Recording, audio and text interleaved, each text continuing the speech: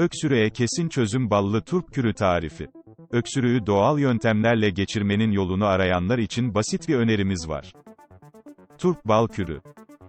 Siyah turp ve bal ikilisinden oluşan bu kür, öksürük, bronşit ve diğer solunum sistemi rahatsızlıkları için faydalı oluyor. Havaların soğuması ve sıcaklıkların ani değişimiyle birlikte nezle, grip, sinüzit ve ses kısılması, kuru öksürük gibi solunum yolları hastalıkları daha sık görülmeye başlandı. Bu tür sağlık sorunlarına geleneksel yaklaşımlar, bitkisel çözümler, doğal şifaya yönelik arayışlarla da çözüm üretmek mümkün.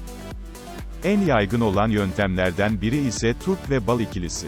Siz de kronikleşen öksürüğü bir çırpıda kesmek istiyorsanız siyah turp ve balın mucizevi faydasından yararlanabilirsiniz. İlk olarak orta boy siyah turpu yıkayın. Siyah turpun tepesini kesin ve içerisini dolma yapar gibi oyun, bu işlemi yaparken en alt kısmı delmemeye özen gösterin. Turpu bir bardağın üzerine yerleştirin, içilecek sıvı bardağa akacak ve oyuğun içine bir yemek kaşığı bal ekleyin.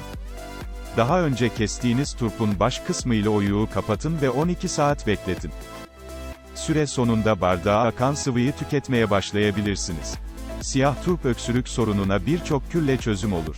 Siyah turp kanser hastalığına karşı etkilidir. Vücudu kanserli hücrelere karşı savunur. Diş eti hastalıklarının da yılmaz savaşçısıdır. Uyku sorunu çekenleri bile bebek gibi uyutur. İçerisinde yer alan iyot ve kükürt sayesinde hazmı kolaylaştırır, sindirim sistemini kuvvetlendirir. Siyah turp saça faydaları olan bir sebzedir. Kepeği giderir, saçların sağlıklı uzamasını sağlar, saç dökülmesi önler. Ayrıca siyah turp beyaz saç sorunu yaşayanlara da şifadır. Saçların beyazlamasını geciktirir. Sindirilebilir karbonhidratlar bakımından fazlasıyla cömert olduğu ve bolca sudan oluştuğu için zayıflamak isteyenlere de bir diyetisyen gibi yardımcı olur. Siyah turp böbrek taşı oluşumunu engellediği gibi böbrek taşı düşürmeyi de kolaylaştırır.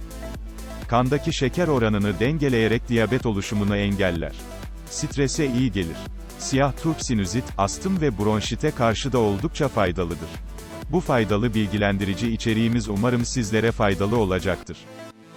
Videoyu beğenerek bize destek olabilir, kanalımıza abone olarak yeni videolardan haberdar olabilirsiniz. Sağlıcakla kalınız.